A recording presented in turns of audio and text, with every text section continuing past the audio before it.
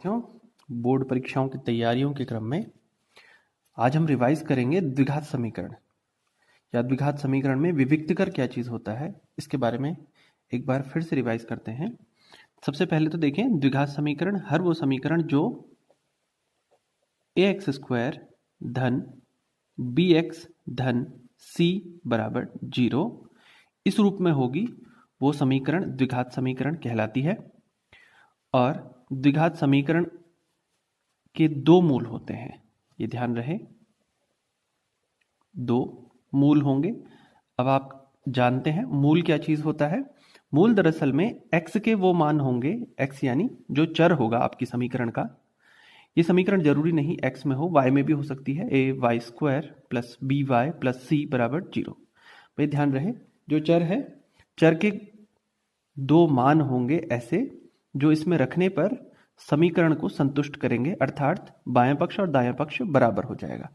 सीधे सीधे कहें तो ये शून्य के बराबर आते होंगे, तो उन्हें कहेंगे हम मूल। तो हर समीकरण में हमें दो मूल प्राप्त होते हैं। अब मूलों का अस्तित्व होगा अथवा नहीं होगा, इस बात का पता करने के लिए हम विविक्तकर का प्रयोग करते हैं। ठीक है, ऐसा नहीं है कि कोई भी समीकरण दी है और उसका अवश्य रूप से कोई ना कोई हल निकल आए या आप हल करने जाएं और हल प्राप्त हो जाए, दो मूल मिल जाए, ऐसा जरूरी नहीं होता है। तो इसकी जांच हम पहले ही कर लेते हैं।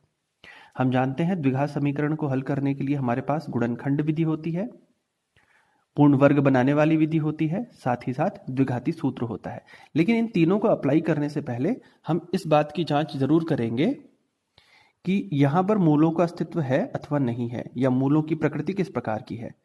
तो मूलों की प्रकृति को पता करने के लिए हमारे पास तरीका होता है विविक्तकर का। तो हम विविक्तकर कैसे प्राप्त करते हैं, इसको अंग्रेजी में डिस्क्रिमिनेंट कहते हैं, तो हम इसे डी से व्यक्त करते हैं। डी बराबर बी का वर्ग ऋण 4ac, इस तरह से डी का मान प्राप्त किया जाता है। और ध्यान रहे, डी का मान क्या होना चाहिए। यदि डी का मान शून्य से बड़ा आ जाता है, ऐसी स्थिति में हम कहते हैं इस समीकरण, जो द्विघात समीकरण हमारे पास है, इसके दो भिन्न भिन्न मूल होंगे, दो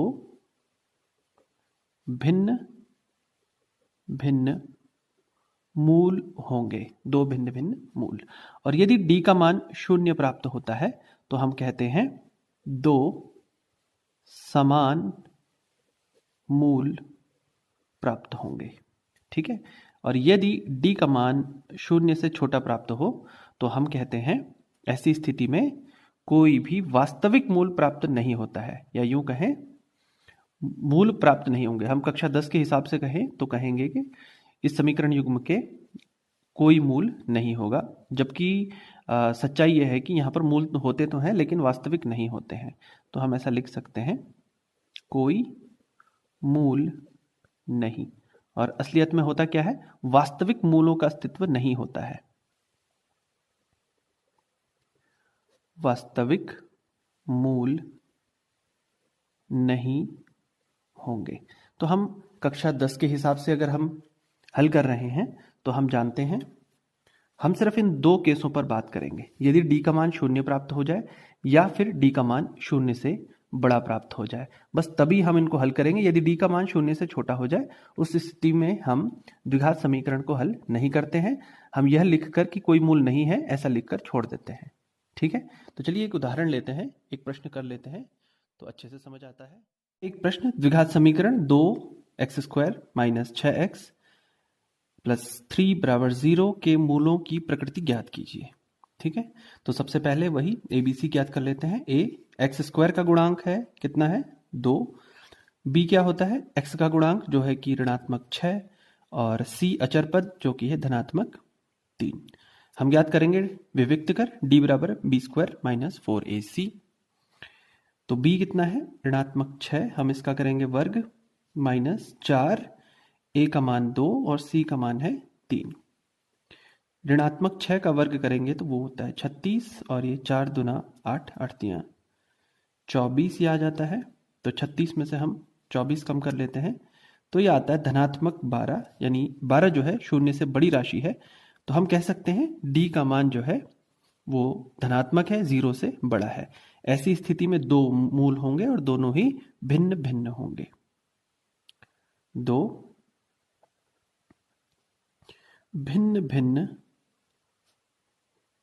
मूल होंगे। ठीक है, तो इस तरह से पता चलता है विविक्तकर का प्रयोग।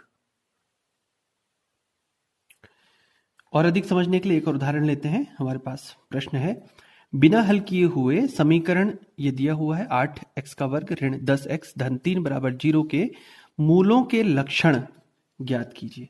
अब हल नहीं करना है, अगर यदि हल कर लेते फिर तो पता चली जाता कि x के क्या मान है और उसके बारे में हम लिख लेते, लेकिन हम बिना हल किए हुए सिर्फ विविक्तकर की मदद से ये बताएंगे कि मूल किस प्रकार के होंगे। तो सर्वप्रथम हमें वही a लिखना पड़ेगा, b लिखना पड़ेगा और c लिखना पड़ेगा। a कितना है, एक्स स्क्वायर का गुणांक यानी कि 8, b है x का गुणांक ऋणात्मक 10, c है अचर पद यानी कि 3। यहां पर हम विविक्त कर गिन लेते हैं, d बराबर B square minus 4ac। b क्या है, ऋणात्मक 10, इसका करेंगे वर्ग 4 गुणा a यानी कि 8 गुणा c यानी कि 3। 10 का वर्ग होता है 100 और 8 3 24, 24 चको 96, ये हो गया। 100 में 96 घटाएंगे तो हो गया 4। तो d का मान देखिए 4 आया है जो कि 0 से बड़ा है। पहली बात तो ये हो गई है कि यहां पर दो भिन्न भिन्न मूल होंगे, दो भिन्न भिन्न मूल होंगे। और मूल भिन्न भिन्न होने के साथ साथ वास्तविक होंगे, मूल वास्तविक होंगे। और साथ ही एक तीसरी बात बहुत इंपॉर्टेंट है जो हमें ध्यान रखनी चाहिए, ये जो विविक्तकर का मान आया है वो 4 है। 4 एक पूर्ण वर्ग संख्या है, 4 एक पूर्ण वर्ग संख्या है। तो जब भी इस प्रकार की संख्या प्राप्त हो विविक्तकर में तो हम कहेंगे कि जो मूल होंगे वो परिमेय भी होंगे, परिमेय मूल। क्योंकि आपको यदि द्विघाती सूत्र याद हो तो विविक्तकर वाला जो ये भाग है ये वर्गमूल चिन्ह के भीतर होता है, याद है। देखें हम लिखते हैं x बराबर, सॉरी ये दिखाई नहीं दे रहा होगा, minus b plus minus under root b square minus 4ac बटा 2a। यह है श्रीधराचार्य सूत्र या फिर द्विघाती सूत्र। तो ये विविक्तकर वाला ही होता है, विविक्तकर का भाग ही है, यही है। विविक्तकर को ही लिखा जाता है वर्गमूल के भीतर। तो वर्गमूल के भीतर आने वाली राशि यदि पूर्ण वर्ग संख्या है तो आप पूरा पूरा इसका वर्गमूल निकाल पाएंगे। और यदि पूरा पूरा वर्गमूल प्राप्त हो रहा है अर्थात ये एक जो भी गणना हम करेंगे ये परिमेय संख्या प्राप्त हो जाएगी। ठीक है, अन्यथा की स्थिति में अपरिमेय भी हो सकती है। इसलिए हमने कहा यदि विविक्तकर पूर्ण वर्ग संख्या प्राप्त हो जाए तो ऐसी स्थिति में मूल जो होंगे वो परिमेय संख्या होती है या परिमेय होते हैं मूल। तो मूलों के लक्षण में आप क्या क्या लिखेंगे, भिन्न भिन्न मूल होंगे, वास्तविक होंगे, साथ ही साथ परिमेय है अथवा अपरिमेय। तो ये लक्षणों का भी पता हम कर सकते हैं किसकी मदद से, विविक्तकर की मदद से। देखिए विविक्तकर से संबंधित एक और प्रश्न हम ले लेते हैं। एक प्रश्न है के की किस मान के लिए द्विघात समीकरण एक्स स्क्वायर माइनस के एक्स प्लस 4 बराबर 0 के मूल बराबर होंगे। ये कोई द्विघात समीकरण दे रखी है, इसके मूल बराबर हैं ऐसा कह रहा है, लेकिन उस समय के का मान क्या होगा। तो हम सबसे पहले क्या करेंगे, समीकरण को लिखेंगे और मूल बराबर होने का प्रतिबंध क्या है हम जानते हैं, विविक्तकर का मान 0 होना चाहिए। यदि d बराबर 0 हो तो विविक्तकर यदि 0 हो तो उस समय मूल दो बराबर बराबर आएंगे। तो विविक्तकर होता क्या है, बी स्क्वायर माइनस 4ac, यानी ये आएगा 0 के बराबर। हाँ तो आपको b की आवश्यकता पड़ेगी, ac की जरूरत पड़ेगी, तो मैं ऐसा करता हूँ यही लिख लेते हैं। a कितना है, एक्स स्क्वायर का गुणांक 1, और b कितना है, x का गुणांक जो कि है ऋणात्मक के, ध्यान रहे चिन्ह सहित लिखेंगे, और अचर पद यानी c कितना है जो कि है 4। अब इन तीनों मानों को लेकर हम विविक्त कर ज्ञात कर लेते हैं, जिसको शून्य के बराबर रखेंगे तो हमें स्वतः ही k का मान मिल जाएगा। तो b है ऋणात्मक k का वर्ग करेंगे और 4ac, a माने 1 और c माने 4। ऋणात्मक k का वर्ग करेंगे तो धनात्मक k का वर्ग, 4 चौको 16, 16 बराबर 0। तो k का वर्ग मिला हमको, 16 उधर भेजेंगे, यहाँ घटा रहा है उधर जोड़ जाएगा तो ये 16 हो जाएगा, यानी k मिल जाएगा हमको धन ऋण वर्गमूल 16। और 16 का वर्गमूल हम जानते हैं 4 होता है। यहाँ पर k के हमें दो मान प्राप्त होंगे, धनात्मक 4 और ऋणात्मक 4। तो धन ऋण 4 के लिए इस द्विघात समीकरण के मूल बराबर होंगे। तो ये हमने देखा, ये होगा हमारे लिए उत्तर।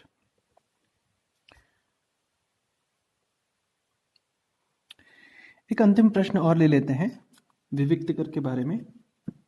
देखिए एक सवाल है, द्विघात समीकरण दिया हुआ है 2x का वर्ग ऋण 4x धन 3 बराबर 0 का विविक्त कर ज्ञात कीजिए व मूलों की प्रकृति बताइए। तो मूलों की प्रकृति कैसे पता चलेगी, वही विविक्त कर निकाल कर पता चलेगी। तो उसके लिए हमें जरूरत पड़ेगी क्या, a कितना है, b कितना है और c कितना है। a x स्क्वायर का गुणांक जो कि है 2, b x का गुणांक जो कि है ऋणात्मक 4, c अचर पद जो कि है 3। ठीक है, इसको मैं हल लिख देता हूं। अब विविक्त कर निकालते हैं, d बराबर b स्क्वायर माइनस 4ac। देखें क्या आता है, b का मान देखें ऋणात्मक 4, इसका वर्ग करेंगे ऋण 4a और c। ऋणात्मक 4 का वर्ग हो गया धनात्मक 16, 4 तियां 12 दूना 24। देखिए 16 में से 24 घटाना है, अर्थात ये आएगा ऋणात्मक 8। अब कोई भी संख्या जो ऋणात्मक है निश्चित तौर पर शून्य से छोटी हुई। ठीक है, अब क्या देखा हमने, विविक्त कर शून्य से छोटा है। d जब शून्य से छोटा होता है, ऐसी स्थिति में क्या होता है, वास्तविक मूलों का अस्तित्व नहीं होगा। ठीक है, स्पष्ट शब्दों में कहा जाए तो वास्तविक मूलों का अस्तित्व नहीं होगा, या यूं कह सकते हैं अधिकल्पित शब्द यहां पर प्रयोग किया जाता है। ठीक है, समीकरण के मूल अधिकल्पित होंगे। वास्तविक मूलों का अस्तित्व नहीं होगा। ठीक है, या फिर क्या लिखा जा सकता है, मूल अधिकल्पित होंगे। और ये इनफ है, सफिशिएंट है आपका उत्तर। लेकिन यदि आप में जिज्ञासा हो कि ऐसा क्यों हुआ, तो मैं बताना चाहूंगा। हम जानते हैं द्विघाती सूत्र है x बराबर minus b plus minus under root b square minus 4ac बटा 2a। अब इसका फिलहाल इससे कोई लेना देना नहीं है, अगर हल करने को आता आप इतना ही लिख के छोड़ेंगे इसको। ये मैं आपको समझा दे रहा हूं ऐसा क्यों हुआ। देखिए ये राशि जो है ये दरअसल में विविक्त कर ही है, और विविक्त कर जो आया है वो छोटा हो गया है शून्य से, अर्थात ऋणात्मक। और हम जानते हैं किसी भी ऋणात्मक संख्या, किसी भी निगेटिव नंबर्स, ऋणात्मक संख्या का जब वर्गमूल होता है वो काल्पनिक होता है, ये वास्तविक संख्या नहीं होता है। ठीक है, वास्तविक नहीं। तो ये जो अधिकल्पित शब्द आ रहा है या मूल वास्तविक नहीं आ रहा है, वो बस इसी वजह से आ रहा है क्योंकि वर्गमूल के भीतर एक ऋणात्मक संख्या है, और हमने पढ़ा हुआ है कि ऋणात्मक संख्याओं का हम वर्गमूल नहीं निकालते हैं। फिलहाल अब 10वीं तक की बात करें तो अब बड़ी क्लासेस में आप इसको करके देखेंगे, वो काल्पनिक होता है। ठीक है, या अधिकल्पित होता है, या आप इस तरह से समझ सकते हैं ये क्यों कह रहे हैं हम। ठीक है, तो आशा करता हूं कि विविक्त कर से संबंधित प्रश्नों को आप हल कर पाएंगे। यदि कोई भी समस्या हो तो आप संपर्क कर सकते हैं। अच्छे से तैयारी कीजिए। Thank you.